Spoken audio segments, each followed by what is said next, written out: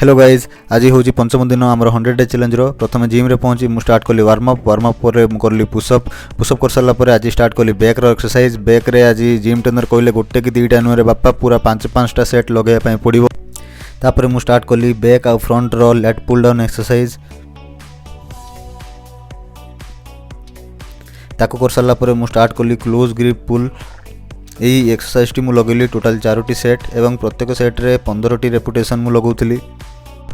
तापर मु स्टार्ट कली केबल रो यही एक्सरसाइज टी रो मु कली 4टी सेट एवं 15टी रेपुटेशन प्रति सेट रे शेष एक्सरसाइज टी आमर थिला डंबल रो एहार भी मु लगेली 4टी सेट एवं 15टी रेपुटेशन प्रति सेट रे बैक रो वर्कआउट शेष करी मु स्टार्ट कली कार्डियो ट्रेडमिल दौड़ी की धई सई घर को फेरली।